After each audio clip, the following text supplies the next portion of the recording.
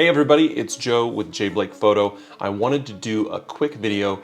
We've got some leaked images, specs, and pricing information for what is rumored to be an FX3 cinema line camera from Sony, though it doesn't look like a cinema line. Anyway, let's get into it.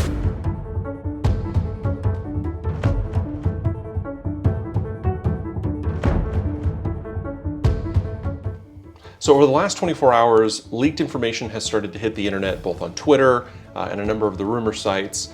What looks to be a new cinema line camera from Sony, and we're expecting an announcement soon. But we've got images, we've got specs, and we've got pricing, so I thought I'd go over those things now. Let's take a look at some of the images that we have.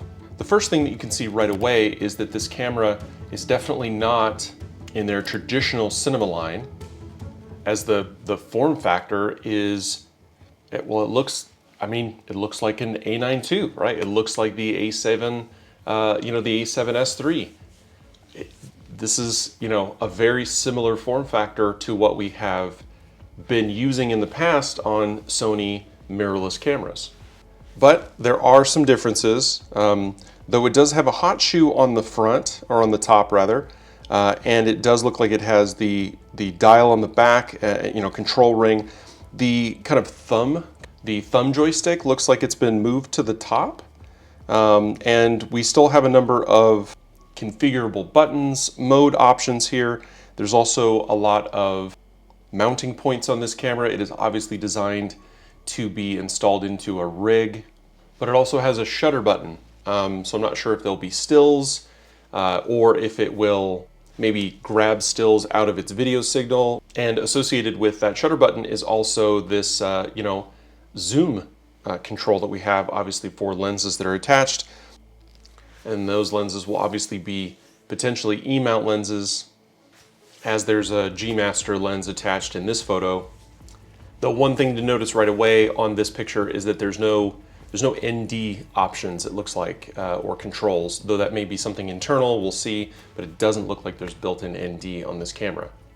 But obviously, just from the form factor, they're going after that kind of remote second unit style or indie filmmaker style video.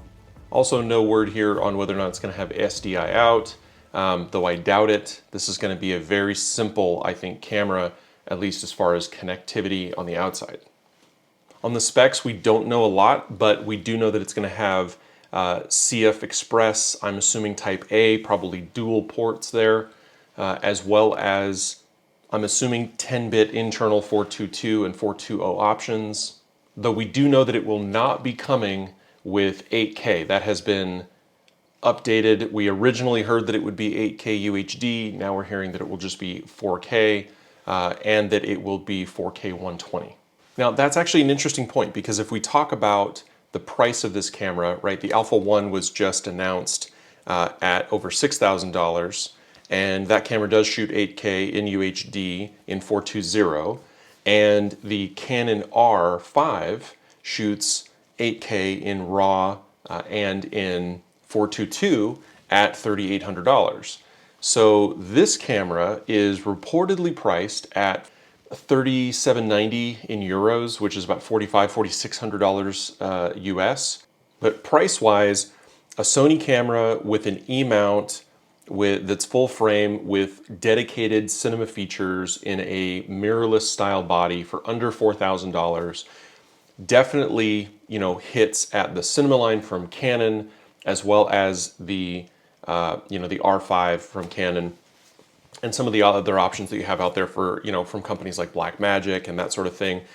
But without the 8K, it feels like feels like there's just a little bit missing there. Maybe it's a sensor issue. Maybe it'll have phenomenal low light performance, and maybe it'll have the great sensor readout like the A9 II and the now Alpha 1. Maybe it has the same sensor as the Alpha 1 or the same stack sensor concept as the Alpha 1, to include that package of memory buffer and the processor on the sensor to allow for those insanely fast readout speeds, so that you don't end up getting that wobble effect that we do see in the R5 and the R6, but that we don't see as badly in the A9 II and really not at all in the Alpha 1, because using this for, for cinema applications, they're going to need those frames to be perfect.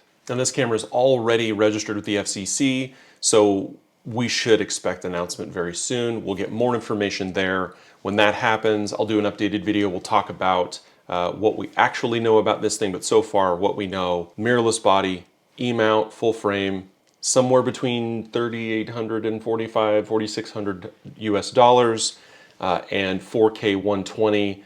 8K has been debunked, though we'll see what happens.